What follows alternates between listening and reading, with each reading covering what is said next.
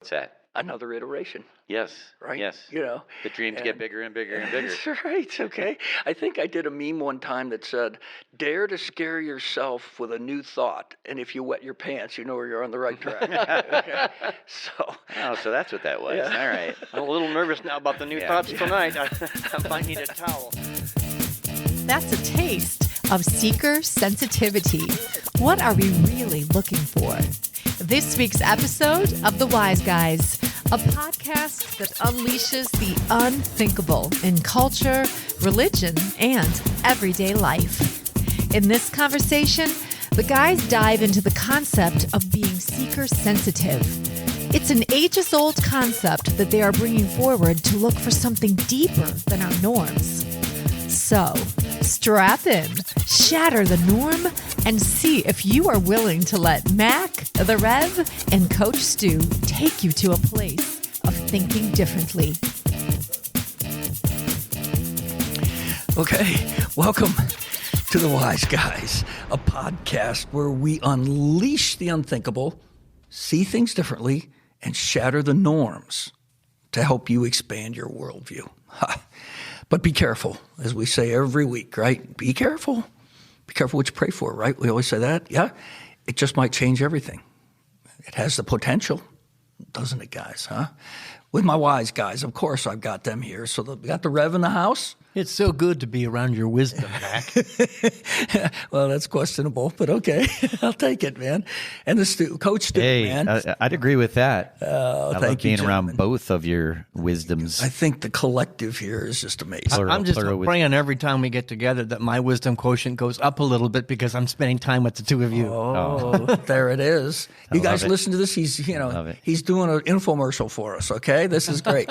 But no, we totally respect each other for who we are, and it just works great. So Yeah. I appreciate you guys being here. Welcome to the guys. And Hey, before we get started, let Yeah. me say hello to all of you beautiful exotic cocktails out there. I had some really exoticness. Is that a doesn't proper matter. Go phrase? ahead. No, it's this not, but go ahead. weekend at the kids' state wrestling tournament, and I actually got to talk about a little bit of wise guyness on the wrestling floor. So imagine that, right?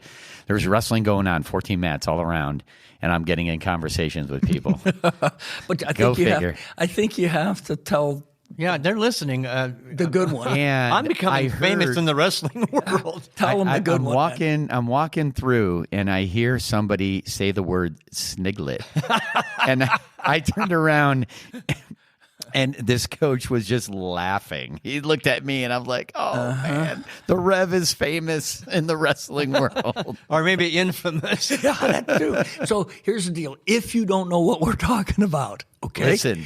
Go back and listen to the episode we did on wrestling, right? We had It was spiritual wrestling. spiritual wrestling. Yeah. Okay, so go back there. You'll understand one. what we're talking about. It was a great one. Okay, and the Rev was he was I right on actually the wore game. my sniglet or my singlet that day. Oh, that's right. Remember, I wore the singlet. Oh gosh, we're going off on this. Okay, so right. forgive us, but go listen to that. What are we talking about this week, though? Let's hear it. Well, we got to do words to the wise. Words first. to the wise. Oh, That's bring it right. on. Words to the wise. Here it is. We are given dreams a size too big so that we can grow into them. I love that when I read it. And whether you believe that God isn't, it bestows that or puts those opportunities in front of you, or it's just the universe or just the way life works. I just thought it was beautiful that the challenge is a little bit bigger. I've always said that if your dream and your vision doesn't make your knees knock just a little bit, it's too small. Yeah. You're not thinking big enough. Yeah. If you don't have to rely on something besides your limited understanding, then you're not big enough. Right. So let your knees knock. Real dreams to me feel overwhelming, and they often feel like beyond my current capabilities. Right? But, Good. Yeah, right. Right. Which they should. But if we rise to the occasion, and we can grow into the person capable of achieving whatever the dream is. Right. That's the goal. And we learn to access things we didn't know were there. And then what's next? What's that? Another iteration. Yes. Right? Yes. The dreams get bigger and bigger and bigger. That's right. Okay. I think I did a meme one time that said, dare to scare yourself with a new thought. And if you wet your pants, you know you're on the right track. Okay. So that's what that was. Yeah. All right. I'm a little nervous now about the new thoughts tonight. I might need a towel. So what are we talking about tonight? What are we talking about? Yes, that was the question. Bring it. That was the a question 4 minutes ago. I'm going back. Okay. I'm going back to the question. We are, in general, okay, we are going to talk about a thing called seeker sensitive, right? Now, the minute I said that, especially if you live in Atlanta or any major metro area, you may be familiar with larger megachurches that, adopt this kind of philosophy as who they are. We do have a big one here, in Atlanta that does that, Andy Stanley's churches. But, this whole movement was started up in Chicago, well, close to Chicago up there with Bill Hybels and Willow Creek. And, decades ago, they decided to adopt this focus that said we are going to be very sensitive to the seeker. Okay, this is our mission. This is our passion, and they programmed everything around that. So, we want to talk about how are we seeker sensitive or not. So I think we need to explain what a seeker is. Okay, what does that mean in this context? Yeah, well, I think seeker. You got something there? Maybe you want to expound on? Or? I think we're all seekers because we're all looking for something. And so anybody who's searching or looking for anything, not just God, but just looking for more purpose, more meaning, they are a seeker of treasure, life's treasures. So Stu led us right into that one, man. Okay, here we are. Right, and another and an additional perspective is you're curious about God or faith. Sure. Right? Yeah, that's definitely so a component. You're seeking. So it's an awareness that there is more than what there's here. There's something more calling me. Exactly. Right. Yeah. And you don't know what it is necessarily, or maybe you got an inkling, whatever it might be, but here's the thing about being a seeker. You got to be open-minded. Right. If you're going to come into being looking for something and you are going to bring your biases completely and you're going to bring your worldview and it's unchangeable and it's not you're going to bump up against this and I don't like it, then chances are you really aren't seeking anything. You're just needing confirmation of where you already are. So, confirmation bias for sure. Yeah. And you said you don't know what it is. I think that's a requirement. Yeah. I don't know what it is, but I know there's something pulling me. So I need to make something clear for all of my Harry Potter friends out there. This is not a position on a Quidditch team. There is one called Seeker. Yes, there is.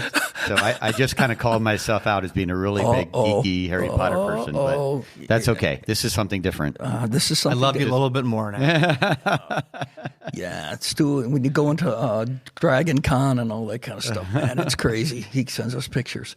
All right, so, let's just talk about maybe some things that we can recognize that already exist, just so you can get a little bit of context here about seeker sensitiveness, right? And we've already talked a little bit about some modern churches that have adopted that mantra of seeker sensitive. And, the funny thing about it is, though, and I realized this week when I was putting this together, like new thought, which are old thoughts, all right? This idea of seeker sensitive is millennia old. I mean, it's not like it's something brand new. What was Jesus? He was seeker sensitive. Wasn't he? Okay. So, I mean, you can go to the Older Testament. I mean, you can go to any religion. I mean, these are old concepts and the way that the world works. We use in our community, I never heard the term seeker sensitive till this podcast, but we've used the term beginner's mind, a Buddhist term, beginner's eyes, beginner's ears, beginner's heart, to look as if you're looking for the first time. And that, in essence, creates that seeker's consciousness. Yeah. I love that. Okay, that's awesome. But Jesus, you mentioned Jesus, he went looking for the seekers. Right. He gathered around him people that were questioning, that were challenging life a little bit and willing to dance on the edge. Yes, and had an open mind about what might be. Right. That's just amazing, right? But he also called out the seeker. They had an open mind, but then they'd start to close down, and he'd open it again. Yeah, you knuckleheads. What were you going to say, Coach? Yeah. No, I was going to say that we're talking about churches and how are we In general. How are we? Yeah, seeker sensitive in that way, and I think one of the things that churches do that would say they're seeker sensitive is they create they do a really good job, I think, of creating like a safe space to explore your faith or explore God or whatever it is you're seeking or you think you're seeking. Right. They do a pretty good job and doing that through a community. Right, that's the whole point. You're not doing this alone. Like, let's do this together and kind of see where we head, right, on the journey. Well, yeah, you've opened up the door that says it's okay to ask questions. It's okay to doubt. It's okay to wrestle. It's okay. And there's people in that church, leadership-wise now, that are sensitive to that, okay? They're sensitive to how you feel, all right? And that's a huge component of people being willing to take the next step, being willing to lean in a little bit, even if it's foreign, even if I'm not sure about this. Okay? They're coming in the front doors, and they have the radar, the antenna out, that you like to say, and it's like, is this safe? Before they're ever going to be a part of a family or a community, is this safe? And that the answer is no, because there is not a seeker's mentality, that consciousness, they're out the back door quickly. Well, everybody is welcome in my experience in this kind of a church. And here's the thing I want people to hear. Like, all of you that believe in God or maybe are wondering who God is, or maybe you're like, I don't know if I believe or not. There's no question that's too big for God. You can ask anything you want. Absolutely. God can handle it. I like to carry, though, that idea. Every church will tell you that you're welcome. And that's absolutely a true statement. But then is the next step, I think, what you're talking about. You're not just welcome here. You're accepted here. Yeah. Yes. Right. And I think that's the next level that some places don't go to. Here's what I love about these kinds of places. Like, they want to hear your questions, especially the tough ones. And they want to explore that and have a conversation. Like, in my experience, those big questions are never shut down. Right. It's always like, okay, let's talk about it. Now, it doesn't mean that necessarily the people that are in the conversation believe where you're headed, but it doesn't matter. They're having the conversation to explore whatever that person is seeking, Right. whatever it might be. This is a safe place to ask a question, and questions lead to better answers. Mm-hmm. Well, yes, and you've got to also have the right type of, and I'm going to call them leadership, but you also have to have the right kind of leadership that casts this vision that helps teach other people how to accept people right where they're at. Because a lot of people can't do that. And it's not they don't want to do that. It's just that they have never learned how to, deal with all those nuances, that people come to the table with. And it's so easy to land the plane and say, oh, that doesn't work here. Okay. Oh, sorry. Okay. Now that you're gonna have to change your thinking on that deal. You're talking about my childhood now. Churches I was in. You can't ask that question. Sister Mary Elizabeth. Yeah, why not? Why can't I ask that question? Well, because we're so afraid. We're so threatened by questions. That's my childhood. If you ask a question, it is now a threat. If you ask a question, it's a challenge. And so rephrasing the idea of what questions are, no, it's curiosity. Yeah. It's I want to explore, I want to adventure with you, not to challenge you, but to have the two of us grow together. Yeah. Right. That's the kind of environment I think you're talking about. Exactly. And I believe that's, as far as churches go, those are the churches that grow. Yes, and they have a great impact as well. They wouldn't be growing if there wasn't some sort of value that comes from it as well, some change, some spiritual awakening, whatever you want to call it for each individual. The quality of the environment will always be determined by the quality of the questions that are welcome. There you go. I love that. Oh, that might be a meme. We haven't had like a meme in a long time. Yeah, we haven't. That would be a good I one. like that, man. That's I've very only got good. 400 more to keep up with you guys. Okay, that's true. All right. So, modern churches, they've coined this ancient seeker mentality. And one of the major things in the Jesus' day, or even, post, him and his life, was community. It's people are seeking community. Right. I just want to be around some people that, I can feel comfortable with, that we can have some fun, and I can still learn and grow, is what Rev was talking about. That's, I think, at the core of it, what most people want. Now, there might be other reasons for you want to go to a particular church, but deep down, I think if you don't satisfy those cravings, those deeper things, then I don't care what kind of music you have or, anything like that. It's not meeting the core visceral need that everybody has. I mean, think about it. How many places can you think of where you can go and you can ask anything you want to ask and not feel judged by asking it? Exactly. Even if and even if there's like body language, you could be judged with body language or eye rolls. We were talking about some eye rolls earlier in the pre-show, but right. Yeah. I mean, that's what I love about this, is being able to just kind of flush it out, no matter how crazy it may sound to them or even to you. You might think it's a crazy question, but I'll tell you what, every time I've asked what I thought was the craziest question, right, somebody else said, "Oh, I had that same question. I was just afraid to ask it." And I was afraid to ask it. Thank you for asking it. Yep. And I know this because I've seen it time and time again. Some of you out there may be saying, "Well, yeah, that's what I was hoping was going to happen, but." But. Okay, my experience wasn't that same thing. Okay, here's what happened when I tried to voice something, and I've been there. I mean, this is not, this is personal experience that said, "Oh, sorry, that point of view doesn't fly here." We call that a bad church experience. Okay, yeah, exactly. So just understand that there isn't necessarily everybody. It doesn't make. You got to give it some time, and you have to be willing to expose yourself to some of that stuff that might be a little adverse to you. All right, I mean, it doesn't make the place bad until you've had a chance to experience it a little bit more. I'm just saying. Well, I believe in the God of second and third chances. Mm-hmm. If you're given a church one shot and you have an encounter with one person who's closed-minded and you make a judgment about the whole, right? That's very narrow on your part. Right. Don't go back to that person. Go find somebody, because there are good people everywhere if you look for them. Absolutely. Even in closed-minded environments, there are good people. And that's, was it somebody said, "I'd rather stand inside the church and kick the doors open than beating on the outside trying to get in." Go find the people on the inside that are waiting for you to show up. That's like, I'm going to meet you in the questions. I'm going to meet you there. Yeah. Give it a second or third chance. I think that's... I love that. That's amen great. to that, Rev. Hallelujah. Hallelujah. We don't say that here, but amen to that. That'll preach. Yeah, absolutely.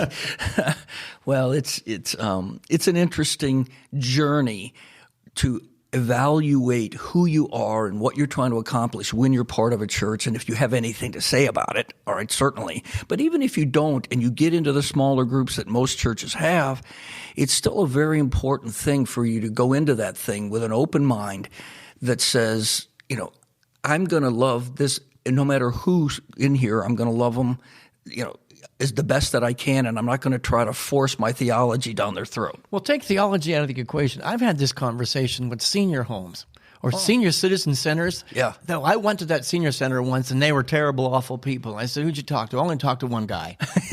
And they make a judgment about the whole senior center, as if the blanket's been thrown. It's a terrible place. And I think the principle you're teaching and talking about isn't just churches. Right. It's universal. Every single environment you go into, can there be a cultivated seeker consciousness? I think there can, and sometimes you have to be the one that creates it. That's where we're going here, okay? Because it's not just about a church, for sure. That's our context, because we all do that. Right. This is an example. We're trying to give you, here's how it fleshes itself out right now in the world, right? But we're also going to come because we're wise guys, right? I mean, we get you to think differently. So we've been told. So we tell ourselves often. I try to reinforce that in these guys, but they look at me like I'm not sure what you're talking about. Okay, so it's more than just church, absolutely. So when you're seeker sensitive, what are you seeking? Okay, if it's not church, let's just, like Stu was saying, and Richard, let's just take this off. There's a little Freudian slip, Rev. Sorry. Okay. That's okay. If you compare me to that guy, I'm feeling really good. So, we are talking life here now, not just the church. All right, so we'll make that transition. All right, but as you're seeking, I'm going to make one just general comment. I had a little idea that you've heard this before, and I'm just using an example to try to get this point out. Maybe it's not the greatest one in the world, but you've heard this: choose a job you love, and you will never have to work a day in your life. Okay? You know what I learned about this quote? It's often attributed to Confucius having said this, right? Yeah. Okay. Which on the surface can make sense. Mm-hmm. Okay. But if you're seeking this job that you love, which there's nothing wrong with that, okay? But that's a seeking on your part. Sometimes it just doesn't work out quite like you would want it to, all right? And so you got to be open-minded enough as well to say, well, I'm seeking X, Y, but maybe I'm only getting Y in the equation right now. Maybe I'm only getting a part of that, but you know what? I'm going to enter in and I'm going to pursue it to the best of my ability. In other words, right. If you have a seeker mentality, don't close it off that it's finite. This is the thing right here. I got it in a box. That's what I'm seeking. And anything that doesn't fit that little, description, then forget So many jobs and so many relationships have been lost because it didn't match the perfect thing I have set up in my mind. Right. And so I walk away from it. And maybe the best opportunity was with that relationship right. or that job. I'm got the song in my head, love the one you're with. Love the one you're with, because the better job will come. If you can't find the love for where you are, you're never going to get that other one. Well, let's say you even had that, right? But no matter how you had the perfect job, but no matter how passionate you are about it, there's always going to be challenges and stress. And I mean, it's, you know what I mean? Right. That's going to happen. Yeah, it can fall out in of favor. anything. So I wrote something down that I thought might be a better way to say this. And this is in no diss on Confucius at all, because I don't claim to be him. Okay. But what if we said it like this? Find work that aligns with your passions, strengths, and values, but understand that even the most rewarding job will have difficult days. Okay. I can go along with that. Right? That's wisdom. I've not met anybody who loves every part of their job 100%. Right. It's just part of life. Yeah. And that's why you have to, I think, just be careful that you don't get, disillusioned in your seeking. Or maybe you are on the wrong path, but don't stop seeking.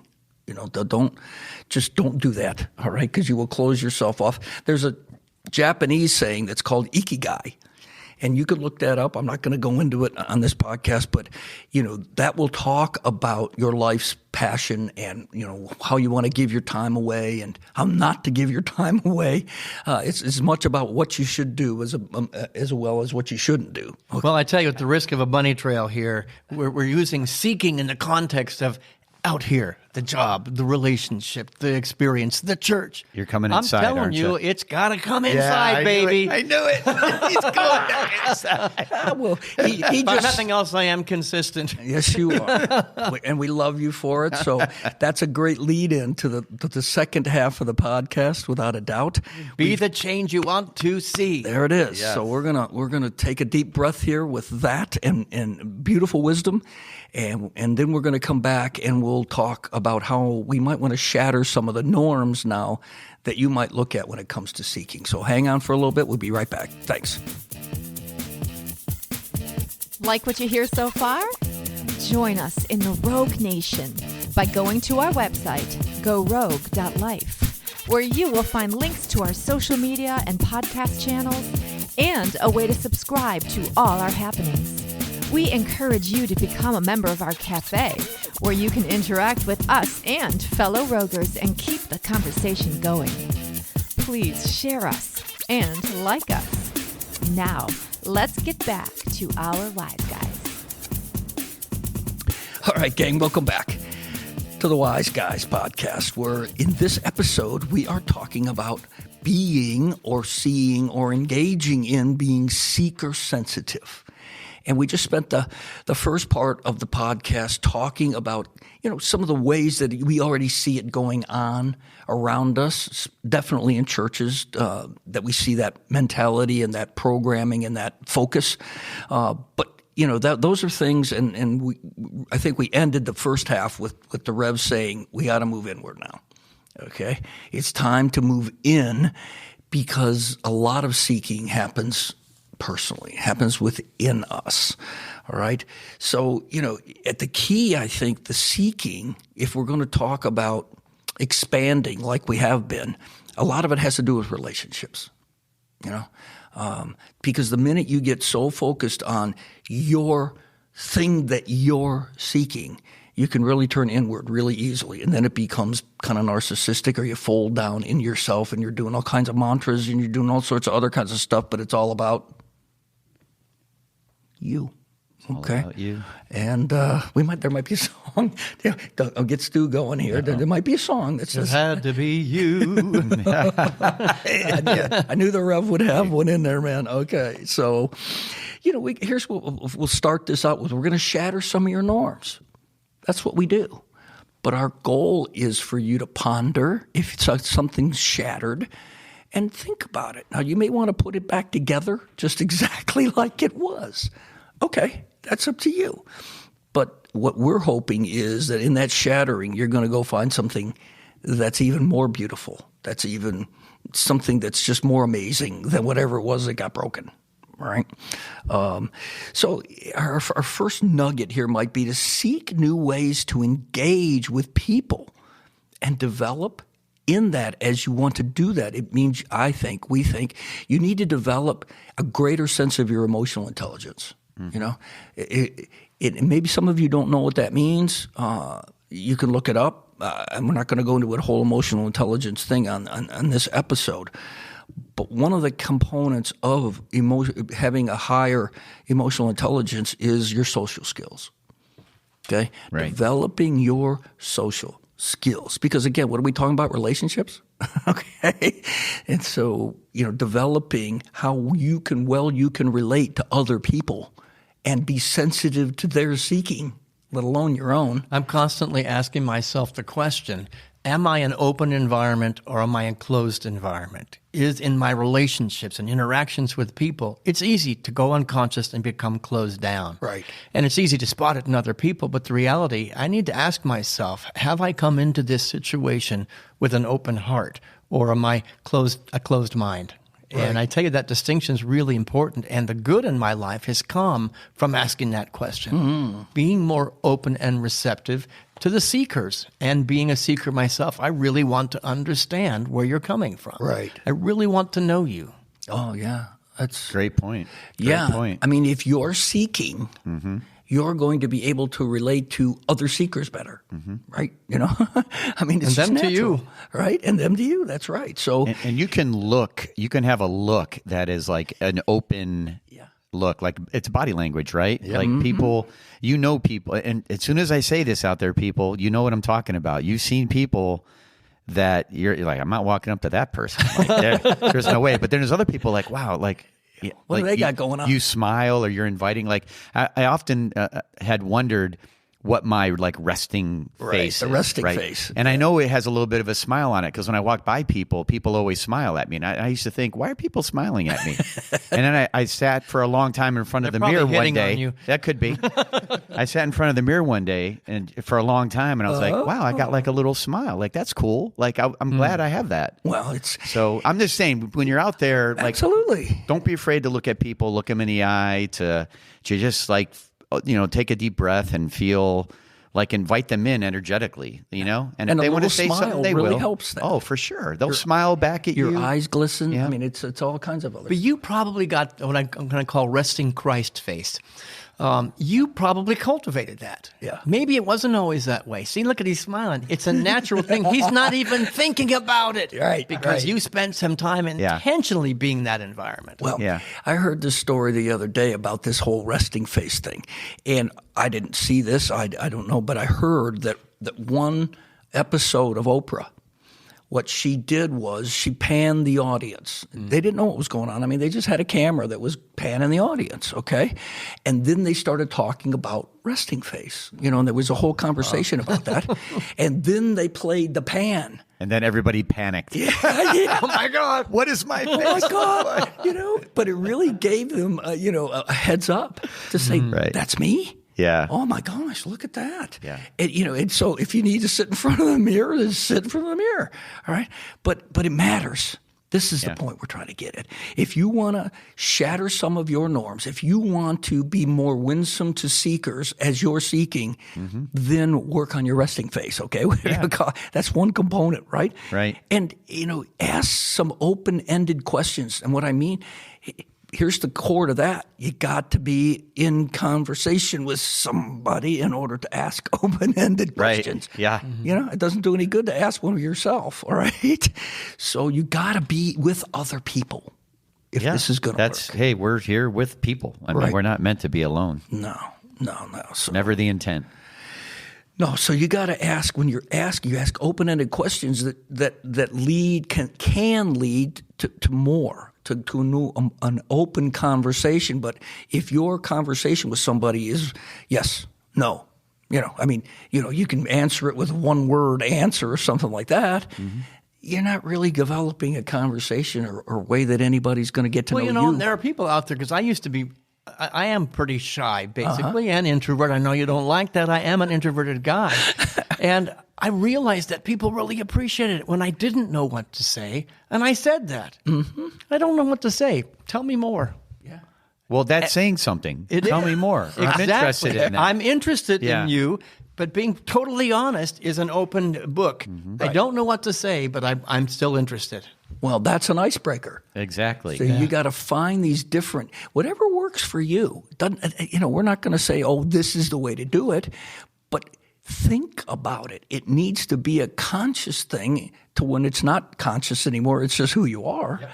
But it's, you got to cultivate that and you have to develop it. And so in the beginning, what are icebreakers? What are some kinds of questions or things that you can inquire about the other? And it will be uncomfortable until it isn't. Well, here's how I see this. You look for something that you have in common. Yeah, absolutely. And it could be anything. And then you become interested. Yes. You don't become interesting, Angie. Well, there's a clarification. Interested. But look, I got to tell a story. I told this in a pre-show, but I had at one point I was wearing Vibram toe shoes. Like that's all I ever wore. I remember those days. Yeah, it was the only shoe I ever wore for years. I was doing this, and I actually wrote a blog post that said, or I wrote a blog that said.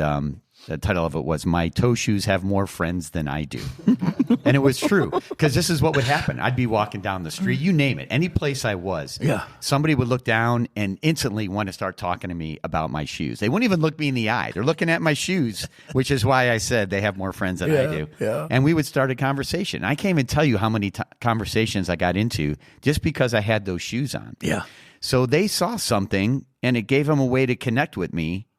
And start interacting. And I'm saying it could be your shoes. It could be anything. It could be something you heard them say. Dogs and babies are typical for that kind of stuff. Now, don't go out there and get one. Don't get a baby, though. You can get a dog, though. You can take a dog for a walk. You can get a dog. Okay. You can borrow my dog if you'd like to just You go could out actually and meet borrow a baby. If you're single out there and you're a man, borrow a baby.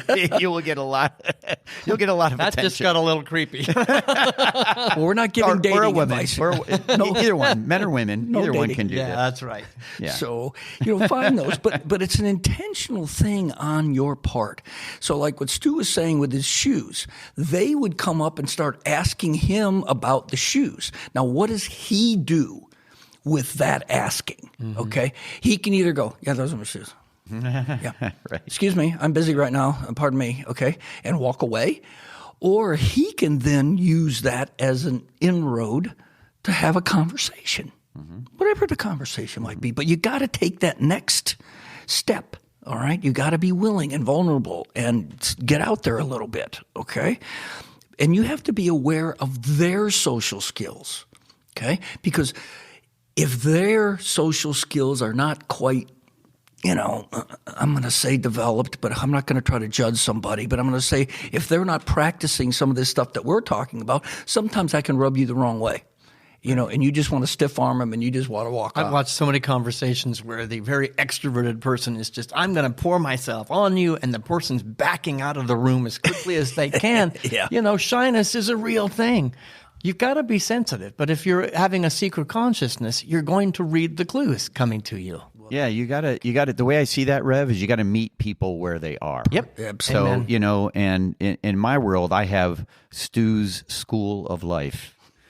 And people that I come across, I put into school. Yes. And I would never tell you if anybody's going to ask me what level of school I have you in. But it helps me. It helps me to be able to meet people where they are, understanding that it just works for me. But it's a way to connect with people where they are. Right. I'm not trying to bring them to where I am. I want to meet them where they are, so they feel comfortable and I can have a good conversation. And you know what's beautiful about that? Let's put them in second grade. You meet somebody that you've assessed they're in second grade.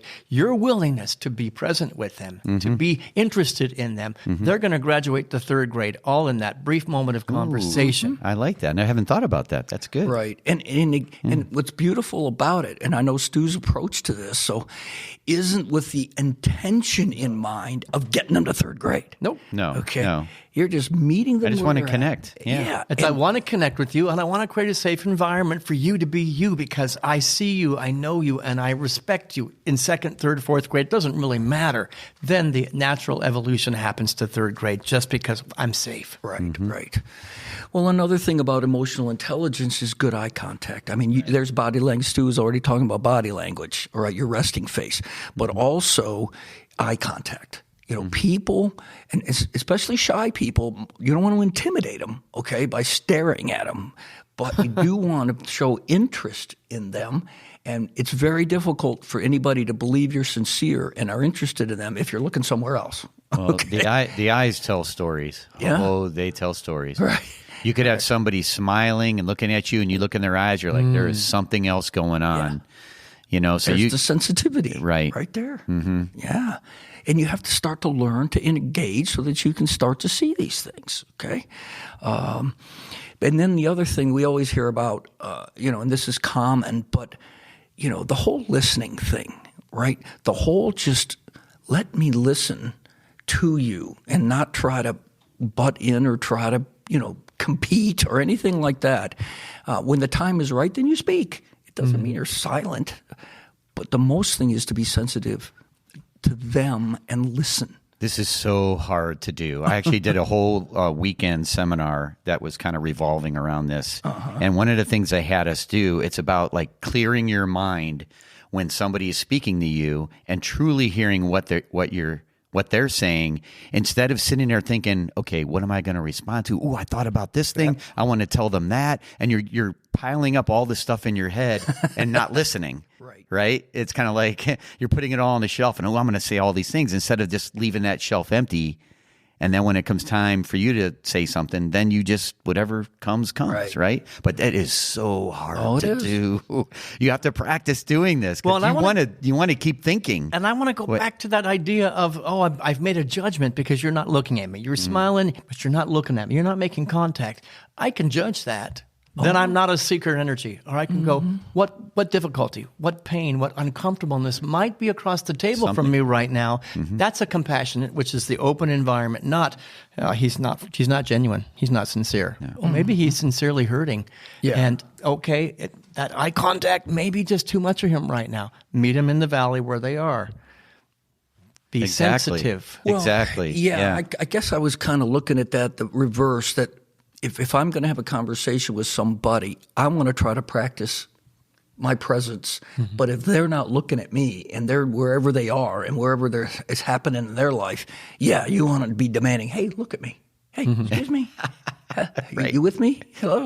Yeah. So, but you make a really good point, again, that we need to be sensitive to them. Yeah. Well, and being a seeker of consciousness, you may plant a seed, and they may walk away from it because they're too uncomfortable. But that seed was planted. They're going away. That guy was safe enough. He didn't judge me. He was open. He was receptive. I might come back to him another time. Right. I don't think everybody's like who I thought they were. Yeah. Right. But Rev, you're making such a big point because there's energies we all have, and everybody has had this experience where you walk in a room or somebody walks in a room and you feel something, either good or negative, Right. good or bad or whatever it is. Something changes. So you have that energy. And if you could have like I care about you energy when somebody is being that way, the way you're describing, or like it's okay, it's safe here. Right. Like they will feel that even if they don't say anything. right. I'm sure you guys have had this experience. I have been misjudged.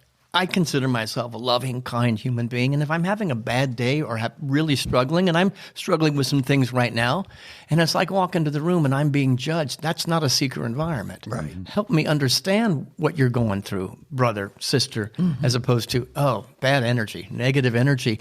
That is really hard because you can feel the effect in the environment. But it's like suspend the judgment and just remain open. Well, it takes courage. It takes a lot of courage. It does take courage. Yep. And that's what you got to adopt. So, we talk about this all the time and have for years about just getting your antennas up, right?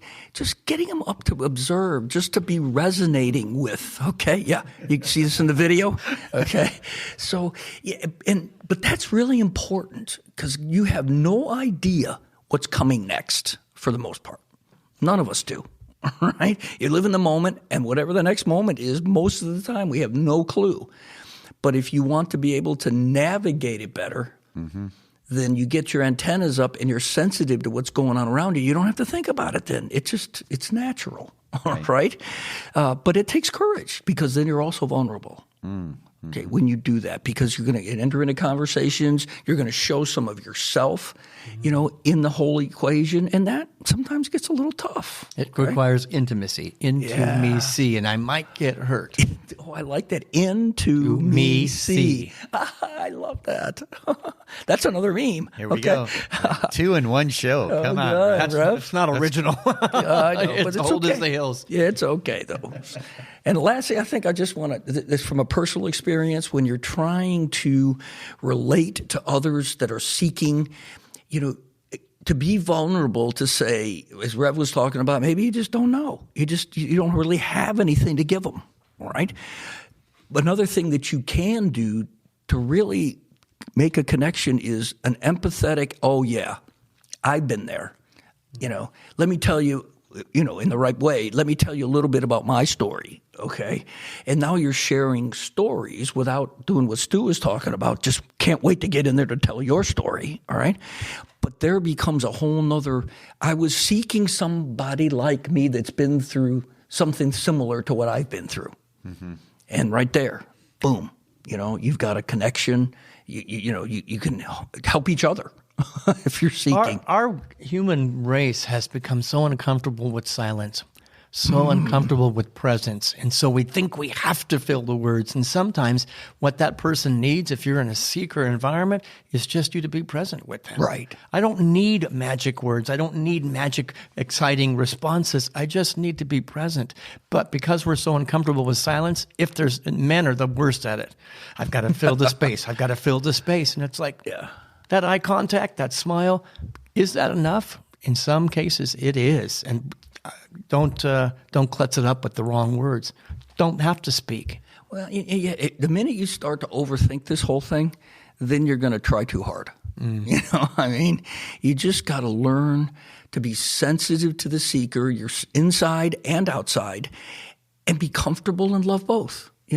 And for me, that also had to learn to love my dragon, as Joseph Campbell calls it, right?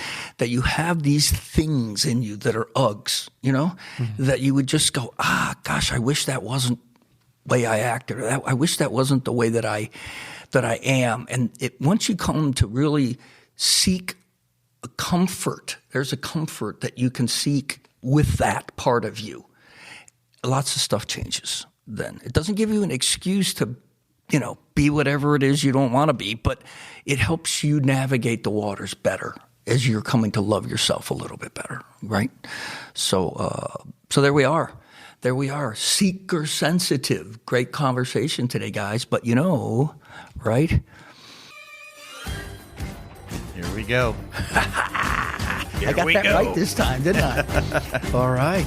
So your ongoing mission. We have to leave you with this always, because there has to be a challenge in here somewhere, right? Your ongoing mission, should you choose to accept it, is decide to think differently. Number one, you got to open it up.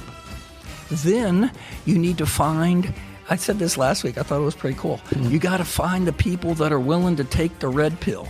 Okay? Take the red pill instead of the blue pill. And free your mind. Okay? So you got to find them. And they're out there, and you will attract them. They're seeking you. There it is. Seeker sensitive. There we go. So then we strap on our armor, and again, we say this every week, but you have to have some grounding in yourself, in your truth, and yet be flexible enough to have that, be open-minded about how that might change, right? But you can't be scared of it, and sometimes it needs to protect you from running rabbit trails or thinking negatively about the situation or about yourself, okay? Then we storm the gates, right? We storm the gates of our own, inflexibility maybe, or whatever, stuff that our paradigms, our biases, and as well as help other people to get over theirs, or at least to loosen up on them a little bit by your example. As the Rev says, we got to storm the gates of our stinking thinking. That's it. He says that. I love it. And lastly, what are we going to do? Unleash the unthinkable. Unleash, because a lot of this stuff is usually unthinkable. But it's exciting too. You're going to love it. Okay, I'm just telling you right now, it's going to be so much fun. So that's us for this week. My wise guys. Thanks for leading the charge, Mac. Thank you, guys. So much wisdom today. So interact with us. We're so happy that you're listening to us. We actually get our video out there on YouTube. And when you think of us this week, picture the coach smiling. There it is. Watch the video. You'll see them. Okay, no doubt about it. Both of these guys, they just got smiles on their No, I got to watch to make sure I was smiling the whole time. You were, I promise. All right. Well, we love it. Thanks so much. Listen to us again then next week when we're going to come at you with another unthinkable conversation. Thanks a bunch.